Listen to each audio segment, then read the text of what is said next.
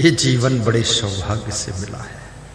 पाप ताप संताप त्रेताप ये सबसे बचो, शुद्ध शाकाहारी बनो, शराब मत पियो। बचपन में ये दुर्गुण नहीं थे आप में, शराब नहीं पीते थे, कितना सुंदर चेहरा था, कितना खुश रहते थे।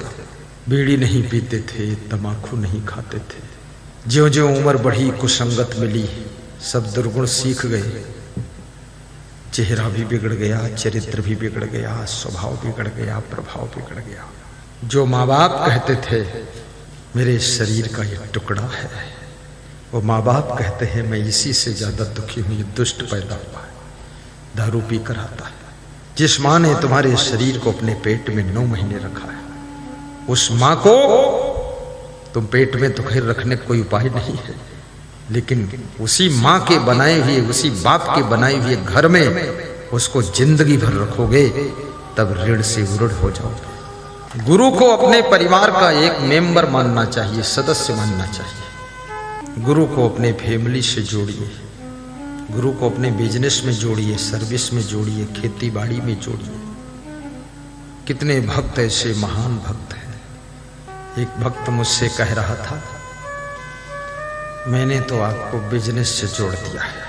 तो हमने कहा कैसे जोड़ा? मुझे तो पता भी नहीं, मैं जुड़ गया। तो बोले 2% आपका है। तो हमने कहा कुछ फायदा हुआ? बोले जब से जोड़ा हूं तभी से फायदा ही हुआ है, क्योंकि अब आपका नाम जुड़ गया तो आपका भाग्य भी उसमें जुड़ा है। तो हमने कहा कितना कमाया? बोले कमा लिया हूं 1.5 करोड़ तक। तो हमने कहा हमारा हिस्सा? बोले हर महीने में भेज देता हूँ, उधार वाला काम नहीं, इंटरेस्ट के अकाउंट में। बोले हर महीने में दे देता हूँ। परशुराम मंडल यहाँ बैठे खड़े हो, परशुराम मंडल हर महीने के दानी। इन्होंने एक गाय दान किया हमको, प्लास्टिक की गाय नहीं, असली गाय 20,000 की। और जिस दिन गाय दिया उसी दिन नौकरी लग गई, वेतन आना शुरू हो गया। हमको तो दूध मिला, इनको वेतन मिला। बोले हैं हर महीने में सेवा करता हूँ, प्रोग्राम होगा जब संग्रामपुर में तो भयंकर मदद करूँगा। बहुत महान भक्त है ये।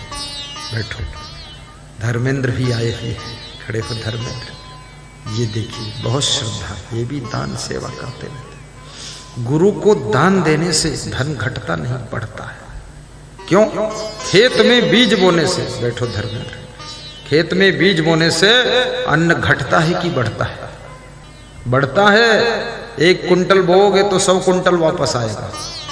ये बोना ही है। एक सेठ बैलगाड़ी से जा रहा था, उसमें रजाई गद्दा रखे था, थाली कटोरी चम्मच गिलास स्वेटर सब रखे हुए जा रहा था, दाल चावल। तो उसके मित्र ने पूछा कहाँ जा रहे हो? बोले सब बोने जा रहा हूँ उसको। बोले ये भी बोया जाता है स्वेटर और गिलास कटोरी? बोले हाँ। बोले कैसे? बोले दान करूंगा, दान करूंगा तो बो जाएगा, फिर 1000 गुना 10 गुना हमको मिलेगा। दानी कभी दरिद्र नहीं होता है, दरिद्र नहीं होता है। लखनऊ में अपना आश्रम है, अपना नहीं, मेरा नहीं है, उस आश्रम का नाम ही अपना आश्रम है। अब उसका कहता हूं अपना आश्रम तो लोग समझते गुरुजी का आश्रम, हमारा नहीं है। उसका नाम ही उन्होंने लिखा है अपना आश्रम। घनश्याम दास गुप्ता महान भक्त, महान दानी, तो कह रहे थे कि अभी आश्रम में बनाया तो हूं इसको 3-4 करोड़ में, पर मरने से पहले मैं आपको सौंप दूं ताकि इस आश्रम का सदुपयोग हो जाए। तो हमने कहा क्यों बनाया था? बोले इसलिए बनाया था कि मानव समाज बिगड़ रहा है, मानव दानव बनता चला जा रहा है। तो आप जैसे संत जब यहाँ प्रवचन करेंगे तो जो दानव बन गए वो फिर से मानव बन जाएंगे, जो मानव है वो महामानव हो जाएंगे, और जो महामानव है देव मानव बन जाएंगे। इंसान को हम इंसान बनाना चाहते हैं, इसीलिए आश्रम बनाया था। लेकिन जब तक कोई संत का सहयोग नहीं होगा तब तक मेरा उद्देश्य सफल नहीं हो रहा है। बोले मैं टीवी में प्रवचन आपका सुनता था, मिलना चाहता था, फिर यूट्यूब में सुनता हूँ। बोले हम बहुत खुश हैं। अब वो अपना आश्रम नाम है, प्रोग्राम भी लिया है, 3 दिन का प्रोग्राम। बोले हमें 3-5 दिन दीजिए। बोले उसी प्रोग्राम में बैठकर बातें कर लेंगे और आप अगर स्वीकार करेंगे तो आप को दे देंगे। अब हम वृद्ध हैं, लेकिन इसमें सत्संग भजन चालू ही रहना चाहिए, सुधार हो। मंदिर बनाने वाले बहुत पुण्यात्मा होते हैं, क्योंकि मंदिर का दर्शन करके कम से कम कुछ तो मन के अंदर के विकार दूर होंगे। धर्मशाला बनाने वाले धन्य होते हैं। तीर्थ में लोग जाएंगे तो कम से कम वहां जाकर के रात में ठहरेंगे, आराम तो करेंगे, श्रद्धा बढ़ेगी। आश्रम बनाने वाले लोग महान होते हैं, लेकिन आश्रम में सत्संग होना चाहिए। ऐसा नहीं केवल खाओ सो, सत्संग होना चाहिए। आश्रम में सबको आश्रय मिलना चाहिए, आश्रम में आहार भी मिलना चाहिए, आश्रम में आनंद भी आना चाहिए। आश्रम को कबाड़ खाना मत बनाइए। जो भी साधु आश्रम में रहते हैं खूब साफ सुथरा रखें, क्लीन रखें, फूल फुलवारी लगा दे। आश्रम को एकदम स्वर्ग बनाकर रखना चाहिए। आपको आश्रम का दर्शन करा देता हूं, मेरे गुरु का आश्रम देखिए आप कैसा दिखेगा। ऐसा आश्रम होना चाहिए। लखीमपुर खीरी उत्तर प्रदेश में मेरे गुरु का आश्रम वो स्क्रीन में दिख रहा है, अभी आ रहा, देखना। टीवी स्क्रीन जो लगा हुआ वहां पड़ोस में, इधर भी लगा। तुमको नहीं दिखेगा, तुम तो आगे बैठे, तुमको तो हम ही दिखेंगे।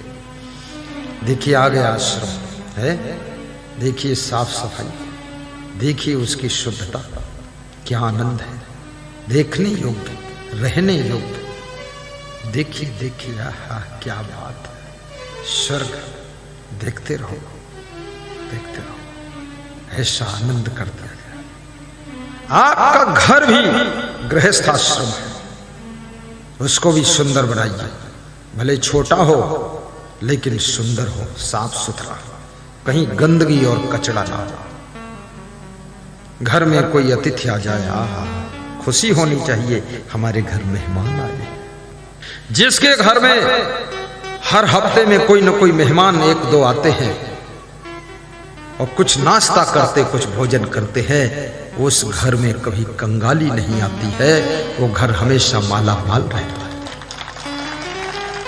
क्योंकि जो तुम्हारे घर में आकर के रोटी खा लेगा, उसका भाग्य भी तुम्हारे घर में जुड़ेगा।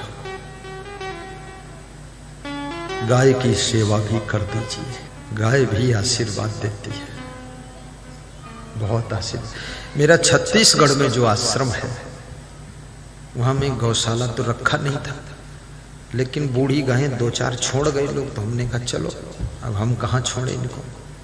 बोले आश्रम है तो रखो इसको। महीने बाद लोग 20-25 छोड़ गए, लिंगड़ी पुंगड़ी बूढ़ी डोकरी गाय। तो हमने कहा दूध तो मिलेगा नहीं, ये सेवा, हम तो रहते नहीं वहां हैं, तो इनको कौन देखेगा। तो हमारा एक संत बोला, देवकर दास बोला इनको हम देख लेंगे, द्वारिका दास बोला हम देख लेंगे, राधे श्याम दास बोला, सुखी दास बोला, तिलक दास बोला, सेवक दास बोला हम लोग देख लेंगे गुरुदेव। महेश दास, सुरेश दास, तो सब देखने लगे। धीरे धीरे और छोड़ गए लोग, 150 गाय छोड़ गए, बंदे नहीं किए वहां, जिसकी बुढ़िया हो जाएगा वहीं छोड़ दे। तो हमने और जिस दिन से वो गायें आई हैं, ये सच कहानी है, उस गायों से पहले से वो 10 साल पहले से आश्रम था, कोई विकास नहीं हो पाया। और जिस दिन से गायें आई हैं 3 साल से, 1.5 करोड़ का तो आश्रम बना है वहां, इसी साल तैयार हुआ। देखिए वो आश्रम दिख रहा है, ये आश्रम अभी उद्घाटन करके आया हूं